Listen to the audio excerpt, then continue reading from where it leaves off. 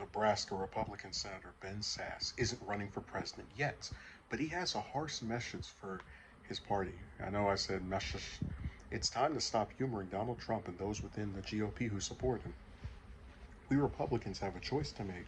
We can either continue to drift as a party that exists as a vehicle for the grievances of the angriest, oldest folks, or we can be the future focused party of 2030 with policies centered on the future of work and the future of war. Sass said in a speech Thursday night at the Ronald Reagan Presidential Library in California. I actually went there one time 8 years ago.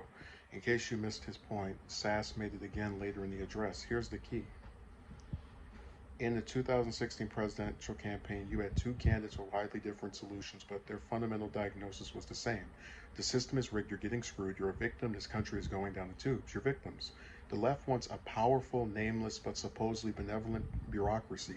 The right wants a strongman daddy figure, but the loudest all agree on one thing. America, the one given to us by the founders, the one kept for us by our parents and grandparents, doesn't work anymore. It can't work anymore. And this too, Matt Gaetz and Madison Cawthorn, they might as well be from the far left because, like all prophets of doom, they love ranting to the American people that we're just victims. Make no mistake, what Sass is up to, he is telling his party that to continue to follow Trump and the Trump-inspired members of the GOP is to ensure long-term defeat. The question is whether anyone in the Republican Party is listening. After all, Trump playing the victim card isn't anything new. So this is an editorial piece, but I want to focus more on what Sass had to say about this, because it's by Chris Cizilla, and I don't really find him that interesting. Someone that's worth listening to.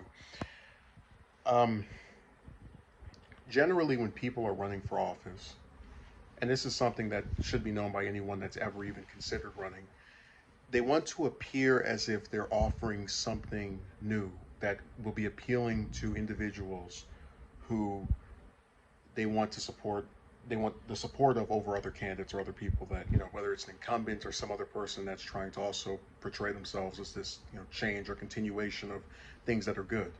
So yeah, you're going to see two candidates who say, when they're running for the national office, the system is rigged, you're getting screwed.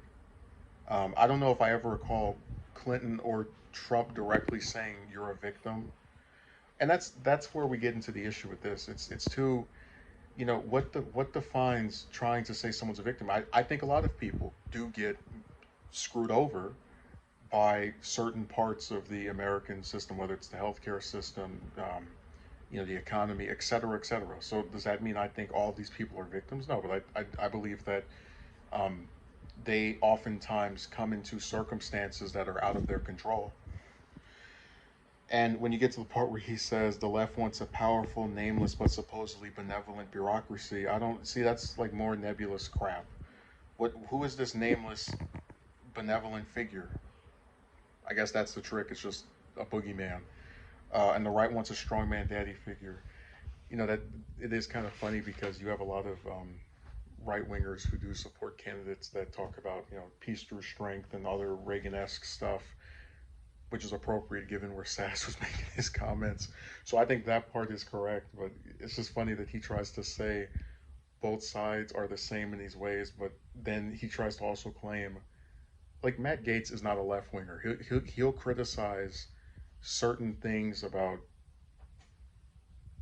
how the U.S. currently is, but that doesn't mean that his solutions are that of progressives or left-leaning people. It's just it's this is the kind of speech I hate because it's a way of being very nebulous and saying a bunch of things without really saying anything at all, which is why he can't tell us what exact policies did Trump support that Sass, for example, opposed, and same thing with Clinton.